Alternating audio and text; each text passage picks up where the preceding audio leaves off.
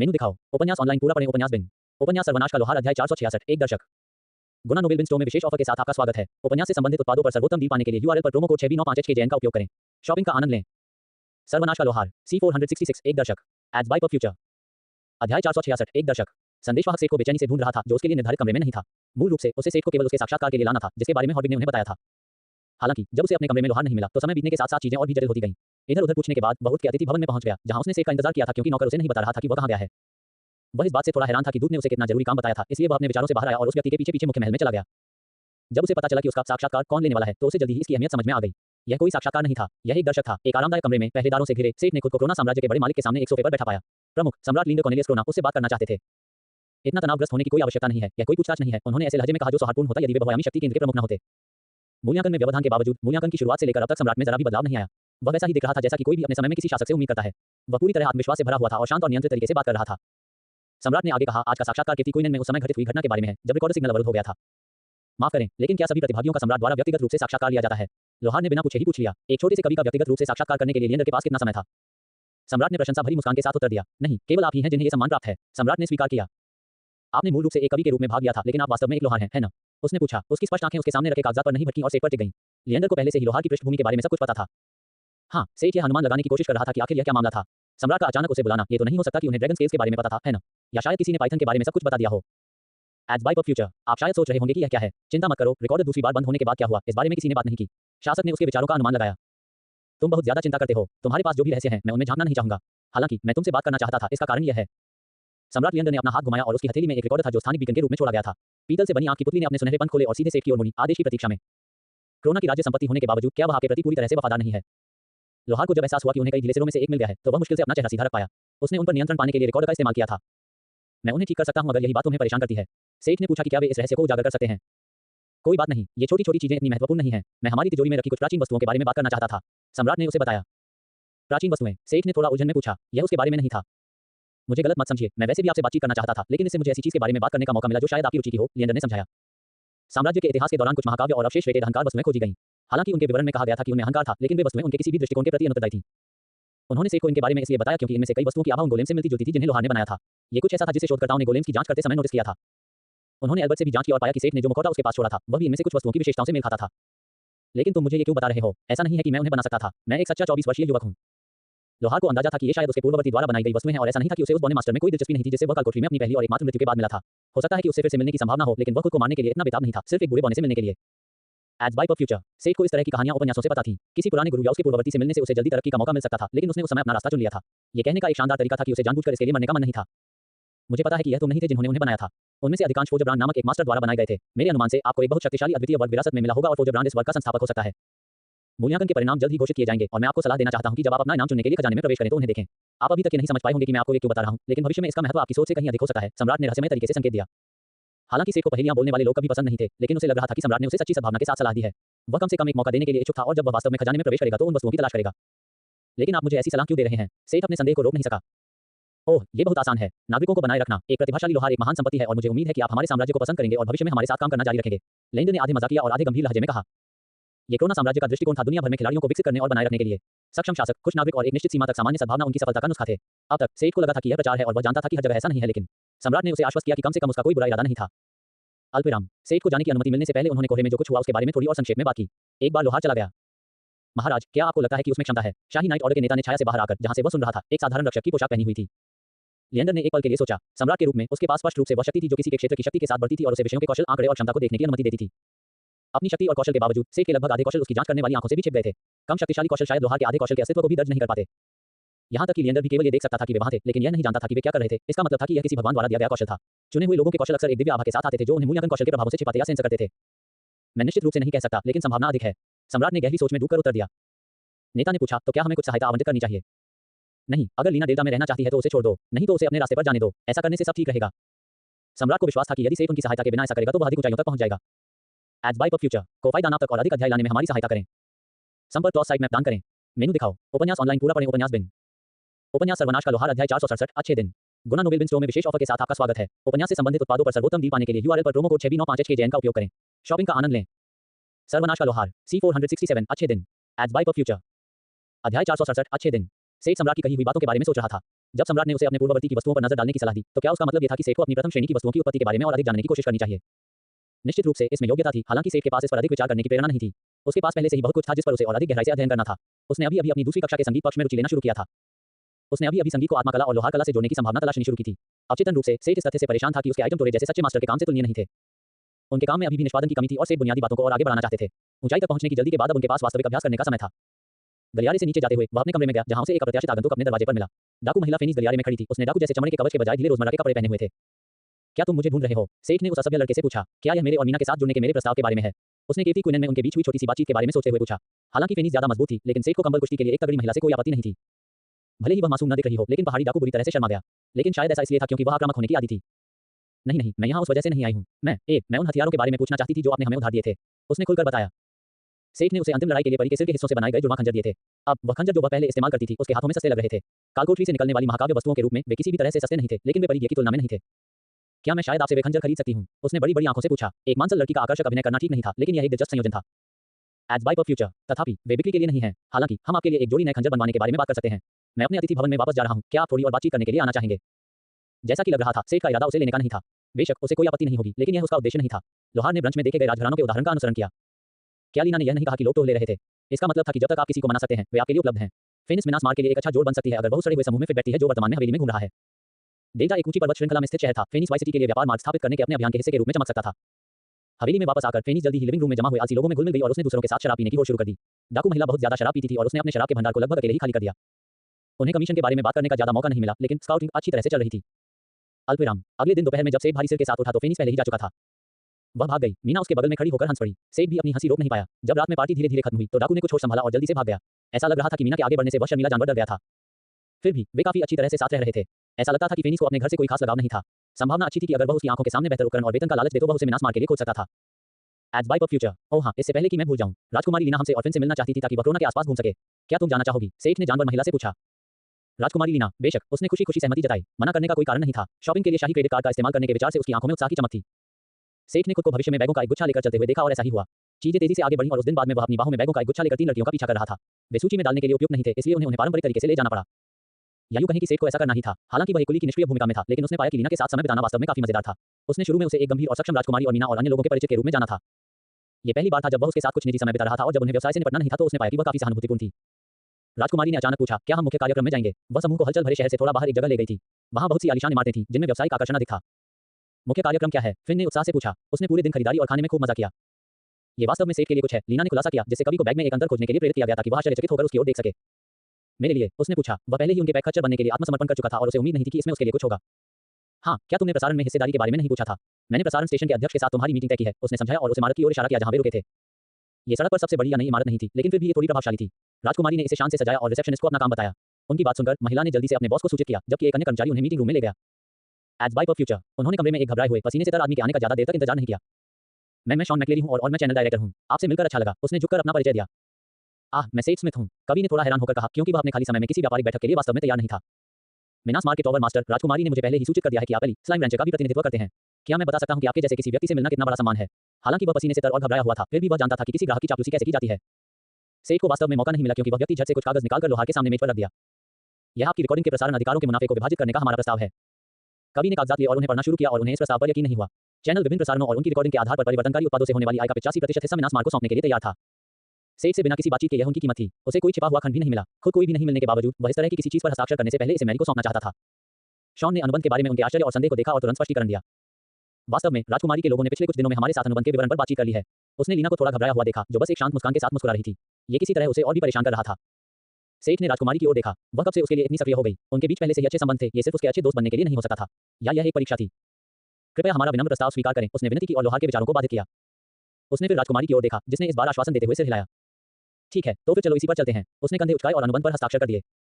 ये दिखाने का उसका तरीका था कि उसे राजकुमारी पर भरोसा है। उन्होंने बैंक खातों का आदान प्रदान किया और इसके साथ प्रसारण स्टेशन की कमाई सीधे सिस्टम बैंक में मिनास मार के खाते में प्रवाहित होगी। जब वे चले गए तो सेठ ने गहरी सांस ली। उसे मिनास मार के लिए एक और पैसे का स्रोत खोजने से एक अजीब राहत या उपलब्धि महसूस हुई। केटी क्वीन की लड़ाई के दृश्यों से लोगों को उबने में कुछ समय लगेगा और सेठ की बदौलत उनके पास इस पर एकाधिकार था। समूह ने बाकी दिन थिएटर में जाकर और एक महंगे रेस्तरां में खाना खाकर बिताया। ये वाकई एक अच्छा दिन था। सेठ को कोई आपत्ति नहीं होगी अगर हर दिन ऐसा हो। भविष्य को ऐसे दिनों से भरपूर बनाना एक अच्छा लक्ष्य था। एज बाय पर फ्यूचर को फायदा नाप तक और अधिक अध्याय लाने में हमारी सहायता करें। संपर्क टॉस साइट मैप दान करें।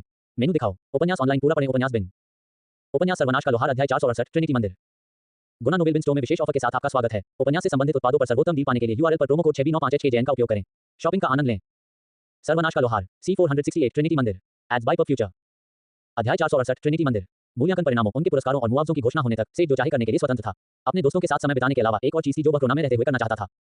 बॉनी की सलाह का पालन करना और ड्रैगन स्केल्स पर लगे अभिशाप को हटाने के लिए अपने प्रायोजकों की तलाश करना। लोहार ने लीना से कोरोना के मंदिरों के बारे में जानकारी मांगी थी और यह जानकर आश्चर्यचकित था कि राजधानी में सैकड़ों धर्मों के सभी आकार के मंदिर थे जो लगभग धार्मिक दूतावासों की तरह थे जहां वे अपने विश्वास को बढ़ावा देते थे। हालांकि सिस्टम चर्च राज्य धर्म था क्योंकि सिस्टम भगवान को पूजा जाने वाला एकमात्र भगवान होने की आवश्यकता नहीं थी। कोरोना में धर्म स्वतंत्र था। अन्यथा एक बहुआयामी साम्राज्य की पूरी अवधारणा वास्तव में कभी काम नहीं करती। राजकुमारी ने उसे कोरोना के सभी मंदिरों का नक्शा दिया जो लगभग एक स्टार मैप जैसा था। ज्यादातर मंदिर और चर्च पुराने मंदिर जिले में ही थे, लेकिन जैसे जैसे राजधानी बढ़ती गई वैसे वैसे मंदिर जो मंदिर जिले में फिट नहीं होते थे पूरे शहर में फैल गए। सेठ ने मंदिर क्षेत्र का दौरा करना चुना क्योंकि हेड सेठ और हेफेस्टोस के पवित्र स्थल सभी वहां स्थित थे। वे सबसे पुराने संस्थानों में गिने जाते थे क्योंकि ओलंपियन और हेलियोपियन पैंथियन पद कार्य में सबसे पुराने और सबसे व्यापक धर्मों में से दो थे। ये देखते हुए कि वे कितने करीब थे, वह उनमें से प्रत्येक के पास जाने वाला था, इस आशा में कि देवता उसे ड्रैगन स्केल्स पर लगे अभिशाप को हटाने में मदद कर सकते थे या कम से कम उसे उसकी समस्या को हल करने के लिए कोई संकेत दे सकते थे। अल्पविराम। तीनों देवता पहले से ही सेठ के अपने मंदिर में आने का इंतजार कर रहे थे। चाहे वह पहले किसी भी मंदिर में जाए, वे उसे अपोलो की तलाश करने के लिए कहेंगे जो सिनेमा आयाम में एक नया सदस्य था। धनुर्धारी देवता अजगर के पुनर्निर्माण के बारे में सुनकर थोड़ा क्रोधित हो गया था। हालांकि अपने चाचा और भाई को उस व्यक्ति के पक्ष में बोलते हुए देखकर उसे थोड़ी शांति मिली जिसने ऐसा किया था। खासकर जब उन्होंने उसे एक अनुरोध और उसे दंडित करने के अवसर के बारे में बताया तो उसे बहुत अच्छा लगा। खास तौर पर सेठ ने प्रकाश के देवता को मनाने में काफी समय लगाया था कि वे सेठ को मौका दें और अपोलो के कार्यों और विचारों का सावधानीपूर्वक मार्गदर्शन करें। हालांकि हेफेस्टोस को भी काफी चालाक माना जाता था, लेकिन जब सेठ जैसे शब्दों के मास्टर की बात आती थी तो उसकी तुलना नहीं की जा सकती थी। एक मत प्रयास में उन्होंने सेठ के बारे में सब कुछ छिपा दिया सिवाय एक लोहार के रूप में उसके कौशल के। उन्होंने अपोलो का ध्यान विशेष रूप से गोलेम की ओर आकर्षित किया। क्यों? अपोलो और सेठ में बहुत कुछ समान था। सूर्य के देवता के रूप में उनका अग्नि के साथ घनिष्ठ संबंध था। संगीत के देवता के रूप में वे हमेशा अपना वीणा साथ रखते थे और धनुर्धारियों के देवता के रूप में वे ऐसे धनुष के स्वामी थे जो कभी निशाना चूकता नहीं था। इन समानताओं के कारण अपोलो को सेठ के प्रति कुछ सहानुभूति हो सकती थी, हालांकि वह सेठ की हर क्षमता को भी जानता था। इनमें से कोई भी देवता भोला नहीं था। अगर अपोलो को कुछ संबंध भी मिल जाता तो भी उसकी सजा कम कठोर नहीं होती। Ads by future. इसकी भरपाई के लिए उन्होंने लोहार के कुछ कौशल के बारे में उसे अंधेरे में रखा। सिर्फ सेठ के लिए ही नहीं बल्कि अपोलो और उनके अपने मनोरंजन के लिए भी। जब उन्होंने अपोलो के चेहरे की कल्पना की जब उसे बड़ी सजा दी गई तो वे सभी हंस पड़े। इसी तरह उन्होंने ये भी आश्वासन दिया कि अपोलो ने ऐसा कोई कार्य नहीं चुना जिससे छोटे बार की जान जोखिम में पड़ जाए। साथ ही सिस्टम भगवान की आवश्यकताओं को पूरा करने के लिए इसे काफी कठिन होना चाहिए था। एक खिलाड़ी को भगवान के आशीर्वाद के लिए एक कीमत चुकानी पड़ती थी जो आमतौर पर एक दिव्य कार्य में आती थी। ओह, वह आ रहा है, हेडिस ने कहा जब सेठ ट्रिनिटी मंदिर के सामने आया। वह पहले तुम्हारे पास क्यों आया? सेठ ने झल्लाकर पूछा। शायद इसलिए क्योंकि हमारे पास बेहतर स्थान है। यह हमारी गलती नहीं है कि आपके अनुयायियों ने अधिक प्रमुख स्थान पर निर्माण नहीं किया। लोहार भूत ने आत्मसंतुष्ट होकर उत्तर दिया। अल्पविराम। ट्रिनिटी मंदिर जिले के सबसे व्यस्त भागों में से एक में स्थित था, खासकर इसके भव्य तरीके के कारण। मंदिर ने 3 शासकों ज़्यूस, पोसेडॉन और हेड्स की पूजा को एकीकृत किया। कृत्रिम झील के भीतर एक द्वीप पर निर्मित इस मंदिर का मुकुट आसमान में ऊंचा था और इसकी जड़ें धरती में गहराई तक जाती थीं। झील पोसाइडन का प्रतीक थी, जमीन के ऊपर मंदिर ज़्यूस का और जमीन के नीचे मंदिर जो इसे प्रतिबिंबित करता था हेडिस का। ओलंपियन पैंथियन के अन्य मंदिर कृत्रिम झील के चारों ओर थे। इस पूरी व्यवस्था ने इसे न केवल आस्थावानों के लिए पूजा स्थल बना दिया बल्कि पर्यटकों के लिए भी एक लोकप्रिय गंतव्य बना दिया। अगर हेडिस उसे जवाब नहीं दे पाता तो उसे हेफेस्ट के मंदिर तक पहुंचने के लिए बस थोड़ी दूर चलना पड़ता। लोहार हेमी से भी मिल सकता था क्योंकि वह की कुंजी के निर्माण के दौरान भगवान से मिला था। दूसरी ओर मानचित्र के अनुसार सेठ का मंदिर जिले में अधिक गहराई में था। स्वर्ण कांस्य से बने पुल को पार करके लोहार मध्य में स्थित द्वीप और ट्रिनिटी मंदिर में प्रवेश कर गया। मंदिर के ऊंचे हॉल जो विशालकाय पेड़ों की तरह मोटे स्तंभों से बने थे, ज़्यूस की मूर्तियों से भरे हुए थे जो पौराणिक कथाओं के अलग-अलग दृश्यों में दिखाई दे रहे थे, जैसे कि कैसे उनकी मां ने उन्हें क्रोनोस से छुपाया और कैसे उन्होंने बाद में अपने बड़े भाई बहनों को बचाया। यह ज़्यूस का मंदिर था। सेठ हालांकि हेडिस के मंदिर की ओर जा रहा था। उसने मंदिर में मार्गदर्शकों का अनुसरण किया और नीचे जाने वाली सीढ़ी ढूंढी। ऊंचे हॉल के नीचे उन्हें थामे हुए शक्तिशाली स्तंभ धरती में गहराई तक चले गए। Ads by future. जादुई रोशनी से जगमगाती विशाल गुफाएं रहस्य और रोमांच का एहसास कराती थीं। स्तंभ जो धरती का भार ऊपर उठा रहे थे। यहाँ हेडिस या उसके कामों के बहुत ज्यादा चित्र नहीं थे। इसके बजाय दीवारें लोगों और उनके जीवन की उभरी हुई आकृतियों से ढकी हुई थीं। नायक, खलनायक और युद्ध थे। गौरव, सम्मान, भ्रष्टता और द्वेष के कार्यों को दर्शाया गया था, लेकिन वे समग्रता का केवल एक छोटा सा हिस्सा थे। उनके अलावा वहाँ साधारण जीवन भी था। खेतों में काम करने वाले किसान, कपड़े सिलने वाले दर्जी और अपने बच्चों की देखभाल करने वाली माताएं। सभी लोगों, सभी क्षेत्रों से हेडिस में एक स्थान था और उनमें से कोई भी किसी से ऊपर या नीचे नहीं था। जबकि ज़्यूस का मंदिर विस्मय को प्रेरित करता था, हेडिस का मंदिर प्रशंसा को प्रेरित करता था। जीवन से भरी दुनिया के लिए प्रशंसा, भले ही सब कुछ मृत्यु में समाप्त हो रहा हो। सीढ़ी के अंत में 2 सिंहासन थे। एक पर हेडिस की मूर्ति थी और दूसरे पर उसके बगल में एक महिला बैठी थी जिसमें परसेफोन की उपस्थिति थी, जिसे सेठ ने आत्महार बनाते समय महसूस किया था। अब सेठ वहीं खड़ा था और उसे समझ में नहीं आ रहा था कि आगे क्या करना है। शायद किसी पुजारी या किसी और को ढूंढना अच्छा विचार हो सकता था, लेकिन सेठ ने अंदर आने के बाद से किसी को नहीं देखा था। वह किसी को ढूंढने जा ही रहा था कि उसे पत्थर के टूटने और घिसने की धीमी आवाज सुनाई दी। लंबे दाढ़ी वाले आदमी की मूर्ति अचानक हिलने लगी। उसने चुपचाप अपने हाथ और पैर फैलाए, फिर अपने पैरों को मुड़कर आराम करने लगा। अपनी कोहनी आर्मरेस्ट पर टिकाकर मूर्ति झुक गई और नीचे की ओर देखने लगी जो उसके सिंहासन के बाईं ओर खड़ा था। किसी को ढूंढने जाने की कोई जरूरत नहीं है, मेरे पास ज्यादा पुजारी नहीं है सेठ। मूर्ति ने उसका नाम लेते हुए उसे कहा। तुम्हें मेरा नाम पता है? सेठ ने मूर्खतापूर्ण ढंग से पूछा। आप कुछ हद तक मेरे चैंपियन हैं, बेशक मैं आपका नाम जानता हूं, हेड्स ने गंभीरता से कहा, लेकिन हल्की हंसी के साथ। बेशक वह अपना नाम जानता था। सेठ को अपना माथा पीटने का मन हुआ। तो फिर क्या हम इस बारे में बात करें कि तुम मेरे मंदिर में क्यों आए? तुम्हें पता है मैं यहाँ क्यों हूँ? तो क्या तुम्हारे पास कोई रास्ता है ड्रैगन के तराजू पर लगे अभिशाप को हटाने के लिए? हाँ और नहीं, मैं व्यक्तिगत रूप से ऐसा नहीं कर सकता और न ही हेफेस्टिया से कर सकते हैं। मूर्ति ने बात पूरी की और उसके लिए उसके प्रश्न का उत्तर दिया। इससे पहले कि वह समझ पाता कि वह इस रहस्योद्घाटन से भ्रमित है या निराश, वह बोलना जारी रखता है। हालांकि हम तीनों ने तुम्हारे लिए एक समाधान ढूंढ लिया है। जाओ और अपोलो के मंदिर में जाओ। प्रकाश के देवता तुम्हारी मदद कर पाएंगे, लेकिन तैयार रहो, इसकी कीमत चुकानी पड़ेगी। इसके साथ ही मूर्ति अपनी मूल मुद्रा में आ गई और चुप हो गई। बातचीत जिस अचानक शुरू हुई थी उसी अचानक खत्म भी हो गई। एक पल के लिए लोहार को समझ में नहीं आया कि क्या करे। फिर उसने जल्दी से स्थिर मूर्ति को धन्यवाद दिया और अपोलो के मंदिर की तलाश में जिस रास्ते से आया था उसी रास्ते से वापस लौट गया। एज बाय फ्यूचर को फायदा नाम तक और अधिक अध्याय लाने में हमारी सहायता करें। संपर्क टॉस साइट मैप दान करें। मेनू दिखाओ। उपन्यास ऑनलाइन पूरा पढ़ें। उपन्यास बिन। उपन्यास सर्वनाश का लोहार अध्याय 469 मंदिर और कार्य। गुना नोबेल बिन स्टोर में विशेष ऑफर के साथ आपका स्वागत है। उपन्यास से संबंधित उत्पादों पर सर्वोत्तम डील पाने के लिए यूआरएल पर प्रोमो कोड 6B95HKJN का उपयोग करें। शॉपिंग का आनंद लें। सर्वनाश का लोहार C469 मंदिर और कार्य। Ads by future. Discovery feed को अभी एक्सप्लोर करें। डिस्कवरी फीड को अभी एक्सप्लोर करें। प्रायोजित डिस्कवरी फीड अध्याय 469 मंदिर और कार्य। कुछ मिनट बाद सेठ फिर से दिन की रोशनी में आ गया। कुल मिलाकर हेड्स के मंदिर में हुए अनुभव ने उसे सभी मोर्चों पर थोड़ा अवाक कर दिया था। वहां जो कुछ हुआ उससे वह भावुक, आश्चर्यचकित और थोड़ा भ्रमित था। अब जब उसे सोचने का थोड़ा समय मिल गया था तो उसका निष्कर्ष ये था कि हेडिस काफी पसंद किए जाने वाले देवता थे। थोड़ी सी छवि समस्या के बावजूद अंडरवर्ल्ड के देवता ने न तो बहुत ज्यादा दिखावटी व्यवहार किया और न ही बहुत ज्यादा अहंकारी। उन्होंने त्वरित और संक्षिप्त तरीके से उनकी मदद भी की। चूंकि तीनों देवताओं ने उसका मार्ग सुगम बनाने के लिए प्रयास किया था, इसलिए अपोलो के मंदिर में न जाना और यह न देखना कि इसके लिए क्या कीमत चुकानी होगी अपमानजनक होता। इससे पहले सेठ को अपोलो के बारे में ज्यादा कुछ पता नहीं था। प्रकाश या सूर्य, संगीत और तीरंदाजी के देवता, बस इतना ही। उसका इस देवता से कोई संबंध नहीं था, इसलिए उसने उसके बारे में कुछ भी नहीं खोजा था। ऐसा तब तक था जब तक कि छद्म दलदली ड्रैगन मात्र सत्ता पाइथन में बदल नहीं गई। लोहार जानता था कि मूल रूप से अपोलो ने ही मूल पाइथन का जीवन समाप्त किया था। मिथकों में इसके होने के कई अलग-अलग कारण और तरीके और इसके परिणाम बताए गए हैं। हालांकि हमेशा एक ही बात थी कि अपोलो ने उसे मार डाला। अपोलो के मंदिर की ओर जाते हुए उसे यह चिंता सताती रही कि क्या इससे उसके लिए कोई परिणाम होगा। वह नहीं जानता था कि क्या भगवान के पास ये जानने का कोई तरीका है कि उसने पाइथन की लाइसेंस प्राप्त करती जैसी कोई चीज बनाई है। अगर उसे पता चल जाए तो क्या वह नाराज होगा? क्या उसके प्रायोजकों को इस बारे में पता था जब उन्होंने उसे भेजा था? उसे उनके अच्छे इरादों पर शक होने लगा, हालांकि वह इसके बारे में कुछ नहीं कर सकता था। अगर अपोलो के पास इसके बारे में पता लगाने का कोई तरीका होता और वह नाराज होता तो वह किसी न किसी तरह से सेठ को ढूंढ लेता। अच्छी बात यह थी कि देवताओं को खिलाड़ियों के साथ सीधे हस्तक्षेप करने की अनुमति नहीं थी। अगर वह ऐसा करता भी तो भी हेड्स और हेफेस्टोस के मंदिर पास में ही थे। शायद अगर हालात खराब होते तो वे उसकी मदद कर सकते थे। इन विचारों के कारण कृत्रिम झील के चारों ओर मंदिरों के घेरे में स्थित अपोलो के मंदिर में प्रवेश करते समय उन्हें थोड़ी घबराहट महसूस हुई। अपोलो का हॉल ज़्यूस के मंदिर से बहुत मिलता जुलता था। मूर्तियों और भित्ति चित्रों में सूर्य देवता के इतिहास और कार्यों को दर्शाया गया था। युवक, क्या तुम प्रकाश के देवता से प्रार्थना करने आए हो? पुजारी ने मित्रतापूर्ण मुस्कान के साथ पूछा। Ads by future. मुझे ऐसा लगता है, सेठ ने उत्तर दिया, अभी भी धर्मों की परंपराओं के बारे में अनिश्चित, जो विश्वास से विश्वास में बेतरतीब ढंग से बदलती रहती थी। अच्छा, तुम यहाँ क्यों आए हो? क्या तुम शुद्धि की तलाश में हो, या शायद तुम कोई धनुर्धर या संगीतकार हो जो आशीर्वाद की तलाश में हो? पुजारी ने उनके व्यवसाय के विकल्प सुझाए। सेठ ने गंभीरता से इस बारे में सोचा। वह धनुष का इस्तेमाल करता था, लेकिन वास्तव में वह तीरंदाज नहीं था। वह एक संगीतकार था, लेकिन वह यहाँ इसीलिए नहीं था। शायद सफाई ही सबसे अच्छा विकल्प था। मैं शायद यहाँ सफाई के लिए आया हूँ। आप अपने उत्तर में पूरी तरह आश्वस्त नहीं दिखते। पुजारी ने शांतिपूर्वक टिप्पणी की। अंत में सेठ ने सोचा कि इसे समझाना आसान होगा। खैर, असल में मैं एक वस्तु पर लगे अभिशाप को हटाना चाहता हूँ और एक अन्य देवता ने मुझे बताया है कि अपोलो इसमें मेरी मदद कर सकता है। पुजारी की आंखें चौड़ी हो गईं। किसी दूसरे देवता ने तुम्हें यहाँ आने के लिए कहा है? हम, मेरे पीछे आओ, उसने कुछ देर सोचने के बाद कहा। पुजारी आगे बढ़ गया, इस बात की परवाह किए बिना कि सेठ उसके पीछे आता है या नहीं। पुजारी के पीछे चलते हुए वह लोहार को एक छोटे से कमरे में ले गया जिसमें एक रथ पर खड़ी एक मूर्ति थी। इसकी आभा हेडिस और परसेफोन जैसी ही दिव्य थी। अगर तुम्हारा वाकई कोई अपॉइंटमेंट है तो ओह, तब मैं तुम्हें अकेला छोड़ दूंगा, पुजारी ने अचानक कहा और भाग गया। उस समय मूर्ति ने वही आवाज निकाली जो पाताल लोक की मूर्ति ने निकाली थी। घोड़ों की लगाम थामे हुए हाथ धीरे धीरे नीचे आ गए और मूर्ति की पत्थर जैसी आंखें उसकी ओर देखने लगी। Ads by future. हम, ये वास्तव में आप ही हैं, वह लोहार जिसने अजगर को फिर से बनाया था, मूर्ति ने थोड़ी नाराजगी के साथ कहा। सेठ ने तेज सांस ली। उसे यह कैसे पता चला? चिंता मत करो, मैंने इस बारे में चाचा, भाई और सेठ से बात कर ली है। मेरे काम में तुम्हारे कर्मों की सजा भी शामिल होगी। कार्य, सजा, हाँ, अगर तुम ये खोज पूरी कर सको तो मैं तुम्हारे लिए उन ड्रैगन स्केल्स को साफ कर दूंगा। ये कीमत है। एक उत्साही फैंटेसी और पौराणिक कथाओं के शौकीन के रूप में वह जल्दी से समझ गया कि अभी क्या हो रहा था। यह एक खोज थी, एक वास्तविक खोज, ओडिसी या गोल्डन फ्लीस की खोज की तरह। तो यही वह था जिसका वे मूल्य से मतलब रखते थे। इसके अलावा सिस्टम में एक खिलाड़ी के रूप में उसे जो पता चला वह ये भी अनुमान लगा सकता था कि किसी खोज की कीमत क्यों लगाई गई। यह उनके लिए मनोरंजन का एक तरीका था। खैर, अपोलो के लिए यह उसके प्रायोजकों को नाराज किए बिना उसे दंडित करने का एक तरीका भी था। मेरा कार्य क्या है? सेठ ने प्रकाश के देवता से पूछा। मैं हाइपरबोलिया को तुम्हारी दुनिया में भेजूंगा। तुम्हारा काम हाइपरबोलिया का पता लगाना है और उस विशाल बिच्छू को ढूंढना है जिसने कभी ओरियन से लड़ाई की थी और उसे वश में करना है। कठिनाई एस उर्थ के सुदूर उत्तर में एक रहस्यमय द्वीप दिखाई दिया। इस काल्पनिक द्वीप पर एक भयानक जानवर रहता है, एक विशाल बिच्छू जो सभी हथियारों से प्रतिरक्षित है और टाइटन ओरियन से लड़ने और उसका शिकार करने के लिए जाना जाता है। भगवान अपोलो ने आपको हाइपरबोलिया की यात्रा करने और आशीर्वाद के बदले में जानवर को वश में करने का काम दिया है। क्या आप ये कार्य स्वीकार करेंगे? Ads by future. आवश्यकता, वृश्चिक को वश में करें। पुरस्कार, साफ किए गए ड्रैगन स्केल, ग्रेटर देन।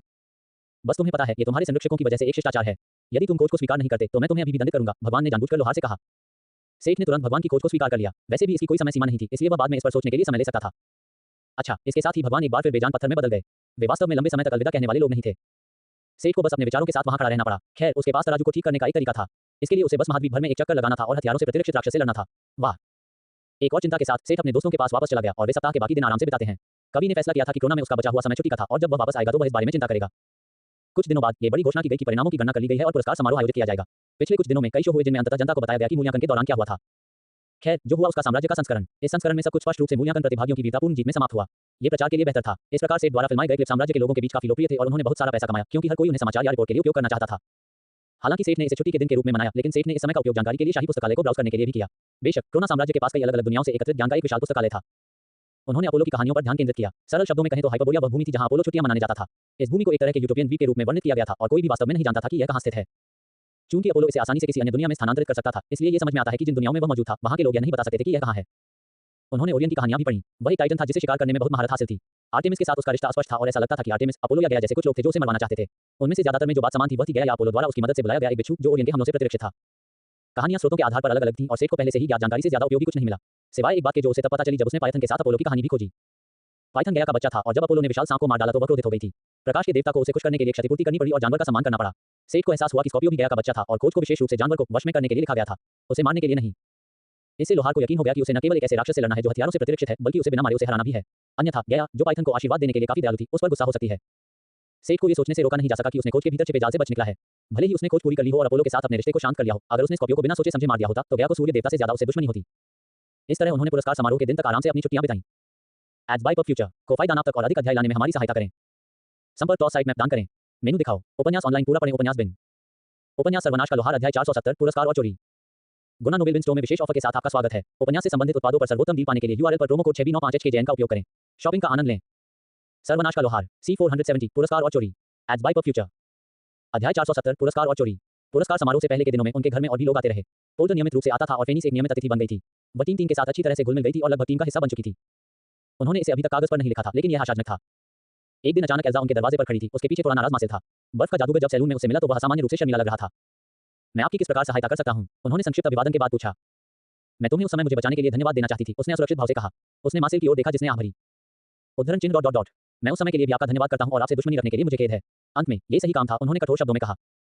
ऐसा नहीं लग रहा था कि वह इस तथ्य से पूरी तरह से उबर चुका था कि सेठ ने तकनीकी रूप से उसके सामने उसकी प्रेमिका को मार डाला था। हालांकि यह एक शुरुआत थी। सेठ ने शुरू में कोई संदेह नहीं रखा और विनम्रतापूर्वक उन्हें माफ कर दिया।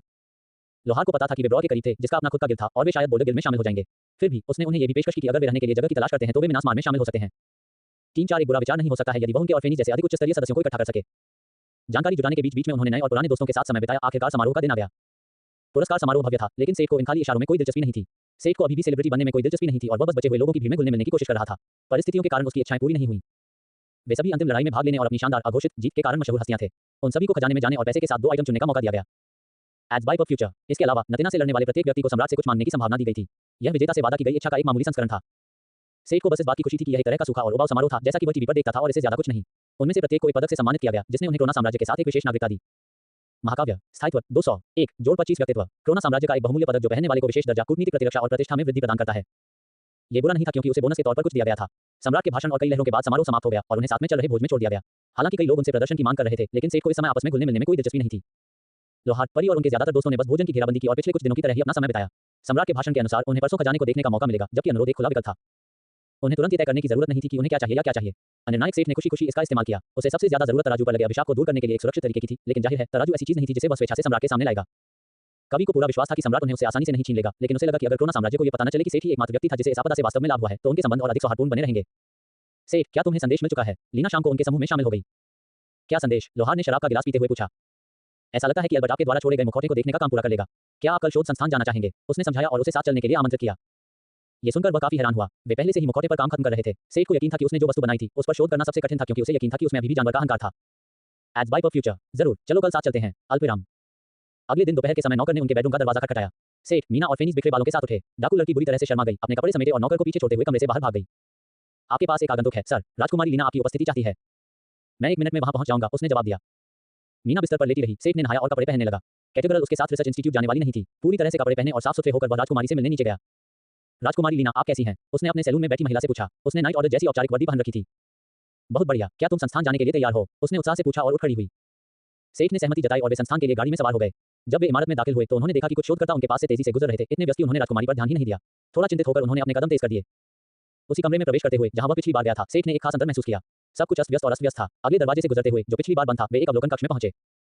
खिड़की के पीछे एक परीक्षण कक्ष था। एल्बर्ट और एक अन्य शोधकर्ता एक तीसरे व्यक्ति को बांधने की कोशिश कर रहे थे, जो पागलों की तरह हंस रहा था और अभी भी खुले दरवाजे तक पहुंचने के लिए दोनों से लड़ रहा था। दोनों को उस आदमी को काबू में रखने में काफी मुश्किल हुई। जब वह इधर-उधर करवटें बदल रहा था, तब सेठ को आखिरकार इस तबाही का कारण समझ में आ गया। उस आदमी ने एक फरिश्ते का मुखौटा पहना हुआ था जो बार-बार अपने हाव-भाव बदल रहा था। उसने नकाबपोश व्यक्ति द्वारा हंसी के बीच में चिल्लाए गए अस्पष्ट शब्द को सुनने की कोशिश की, लेकिन वह भी शब्द नहीं समझ सका। क्या हमें उनकी मदद नहीं करनी चाहिए? राजकुमारी तय नहीं कर पा रही थी। एड्स बाय पर फ्यूचर। शायद सेठ के विचार उसके मन में भी थे। अगर वे अब हस्तक्षेप करते तो कैदी को पकड़ने के लिए संघर्ष कर रहे 2 आदमी एकाग्रता खो देते और वह आदमी भाग सकता था, और उनमें से कोई भी उसके पीछे भागने में दिलचस्पी नहीं रखता था। मुझे यकीन है कि वे प्रबंधन करेंगे, कवि ने उसे आश्वासन दिया। इस तरह दोनों निरीक्षण कक्ष में खड़े होकर शोधकर्ताओं के संघर्ष को चुपचाप देखते रहे। दोनों ने आखिरकार परीक्षण विषय को उस कुर्सी से बांध दिया जो कमरे के फर्श पर लगी हुई थी। जब दोनों अस्त व्यस्त और खरोंचों से लथपथ बाहर आए तो उन्होंने राजकुमारी और लोहार को निरीक्षण कक्ष में पाया। दोनों ने चाय का प्याला पकड़ा हुआ था। वे सदमे और शर्मिंदगी से रुक गए। एल्बर्ट की नजरें भाप से भरे चाय के प्याले पर टिकी थीं। महाराज, क्या आपने बहुत देर तक इंतजार किया? वह हकलाया। ये देखने लायक दृश्य था, लीना ने रूखेपन से कहा। वह सेठ को उनके त्वरित और विश्वसनीय शोध से प्रभावित करना चाहती थी। जाहिर है कि उसका इरादा उसे दुबले पतले बुरे लोगों के बीच कुश्ती का मुकाबला दिखाने का नहीं था। मैंने जिस तरह का व्यवहार किया उसके लिए मैं वास्तव में खेद व्यक्त करता हूं। हमें वास्तव में उम्मीद नहीं थी कि मुखौटा अचानक हिंसक हो जाएगा। मुखौटा? उसने सवाल किया और नकाबपोश आदमी की ओर देखा जो खुद को चोट पहुंचा रहा था और रस्सियों से लड़ने की कोशिश कर रहा था। हाँ, ये मुखौटे का काम है, एल्बर्ट ने जोर देकर कहा और सब कुछ समझाना शुरू कर दिया। मास्क पर प्रारंभिक परीक्षण करने के बाद उन्होंने स्वैच्छिक परीक्षण विषयों के रूप में कैदियों को लिया। मानव प्रयोग से उन्हें पता चला कि मास्क अत्यधिक खतरनाक था। मुखौटे का अहंकार पहनने वाले पर अपना व्यक्तित्व अंकित कर देता था और शरीर पर कब्जा कर लेता था। लेकिन ये यहीं खत्म नहीं होता था। अगर बाद में मुखौटा हटा दिया जाता था तो पिछले पहनने वाले की दिमागी हालत खराब हो जाती थी और अगर उसे अकेला छोड़ दिया जाता तो उसके बचने की कोई संभावना नहीं रहती थी। इसके अलावा अगर मुखौटा बहुत लंबे समय तक पहना जाता है तो पहनने वाले का शरीर धीरे-धीरे धातु में बदलना शुरू हो जाएगा। वे केवल यह अनुमान लगा सकते थे कि देवदूत इस तरह से अपने शरीर को फिर से बनाने की कोशिश कर रहा था क्योंकि उन्होंने इस प्रक्रिया को पूरा करने का जोखिम कभी नहीं उठाया था। वे नहीं जानते थे कि यदि यह प्रक्रिया बहुत लंबे समय तक चलती रही तो इस इकाई में किस प्रकार की शक्ति विकसित होगी, लेकिन मुखौटा पहनने मात्र से ही वे एक ऐसी आभा देख सकते थे जो सिस्टम देवता या अन्य देवताओं के किसी भी प्रभाव को निष्क्रिय कर देती थी। अंत में उन्होंने सेठ के संदेह की पुष्टि की। मुखौटे में महादूत का अहंकार था और वह अनुपयोगी था। यही कारण था कि उन्होंने जांच पूरी होने की सूचना दी। आगे कोई भी परीक्षण बहुत अधिक जोखिम भरा होगा। उनका निष्कर्ष ये था कि आइटम को वापस कर दिया जाए और सेठ को सलाह दी जाए कि वह इसे जल्द से जल्द नष्ट कर दे। तलवार और कर्मचारियों के विपरीत ये मुखौटा केवल एक शापित वस्तु के रूप में गिना जा सकता है। जिस क्षण उन्होंने मुखौटे को वापस करने की प्रत्याशा में अंतिम परीक्षण व्यक्ति को उससे अलग करने का प्रयास किया तो मुखौटे को धारण करने वाले ने अब तक न देखी गई शक्ति का प्रदर्शन किया और भ्रम की स्थिति में भागने में सफल रहा। फिर वही हुआ जो लोहार और राजकुमारी काफी समय से देख रहे थे। शोधकर्ता नकाबपोश व्यक्ति को पकड़ने में कामयाब रहे और कड़ी मेहनत करके उसे वापस परीक्षण कक्ष में ले आए। एल्बर्ट जब समझा रहा था तो दूसरा शोधकर्ता नकाबपोश आदमी के पास वापस आया और नकाब हटाने लगा। जब वह वापस निरीक्षण कक्ष में आया तो परीक्षण कक्ष में केवल एक मूक आदमी बचा था जिसका चेहरा भूरे रंग की धातु से पत्थर बना हुआ था। ये लो, कृपया इसे वापस ले लो, उसने पसीने से चमकते माथे के साथ कहा। एड्स बाय फॉर फ्यूचर को फायदा नाप तक और अधिक अध्याय लाने में हमारी सहायता करें। संपर्क टॉस साइट मैप दान करें।